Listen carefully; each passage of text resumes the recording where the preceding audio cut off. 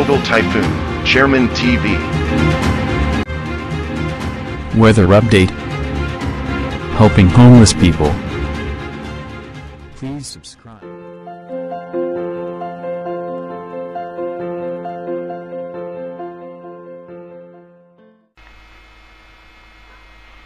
Magandang umaga po. Ito po ang latest update natin ngayong araw, January 14, 2024. Patuloy nga pong nakakaapekto sa ating bansa itong shearline na apektado na nga po ang Eastern Visayas, Central Visayas, Caraga, Northern Mindanao at ang Davao Oriental. Asahan nga po natin dyan yung mga cloudy sky na mayroong kasamang scattered rain shower and thunderstorm.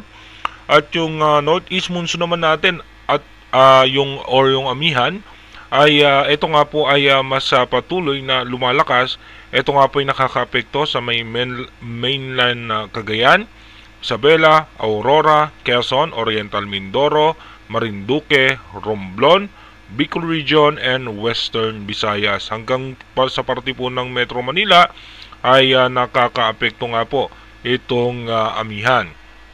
Saan nga po natin na mararanasan pa rin po natin yung maayos at magandang lagay ng panahon sa malaking bahagi ng bansa. Maliban na nga lang po kung saan nakakaapekto itong shearline. At ayon naman sa ating advanced weather forecast, patuloy nga po mas lalakas pa yung northeast monsoon at mas bubugso pa nga po ito sa mga susunod pang linggo at asahan na nga po natin na magiging maulan sa parte nga po ng Mindanao. Dumako muna tayo sa ating rain map animation kung saan yung mga lugar na posibleng makaranas ng pag-ulan.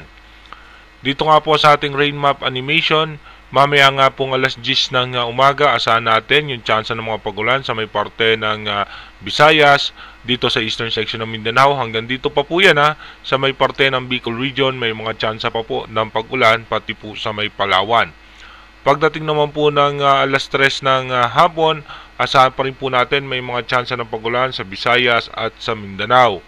Pagdating naman po ng alas 6 ng gabi, patuloy nga po may tsansa pa rin ng pag-ulan ang eastern section ng Visayas at ng Mindanao at party cloud yung malaking bahagi naman ng Mindanao na may tsansa nga po yan ng mga isolated rain shower. Makulimlim na kaulapan din sa parte ng Bicol Region at ng Northern Luzon. At asahan din natin yung mga isolated rain shower. Pagdating naman po ng alas 10 ng gabi, patuloy nga po na may chance pa rin ng pag-ulan ng eastern section ng Visayas at ng Mindanao. Dumako na nga po tayo sa ating advanced weather forecast.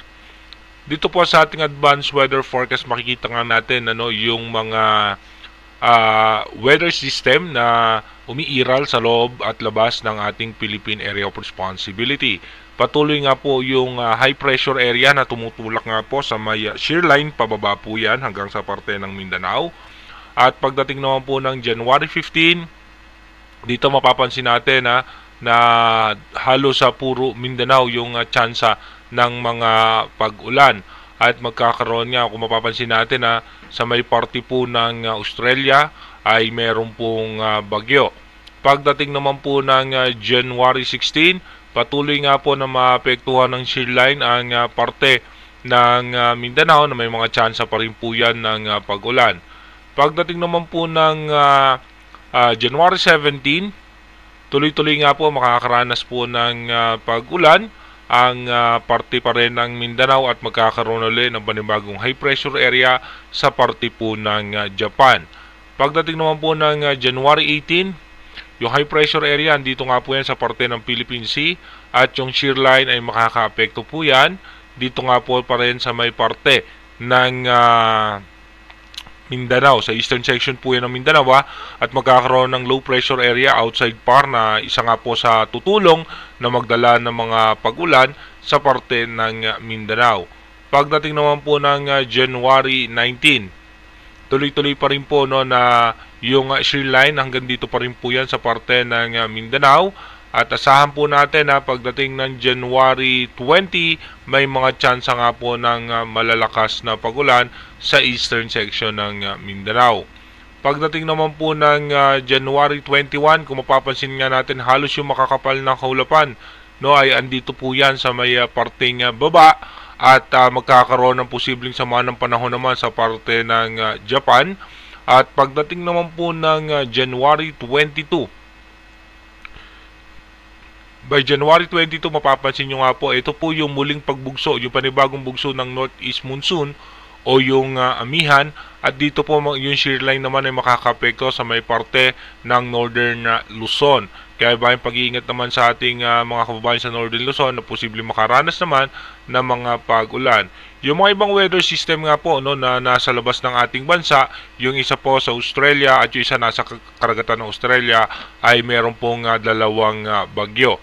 Pagdating naman po ng January 23, dito nga po by January 23, yung shear line po ay makaka-apekto pa rin po yan sa Bicol region hanggang sa parte ng northern portion ng Visayas at dito nga po sa Central and Northern Luzon. Sa ngayon nga po, wala tayong nakikitang anumang bagyo na mabubuo dito nga sa loob o labas ng ating Philippine Area of Responsibility, pero yung mga kalapit na bansa po natin ay may mga posibleng bagyo na makaka-apekto po sa kanila.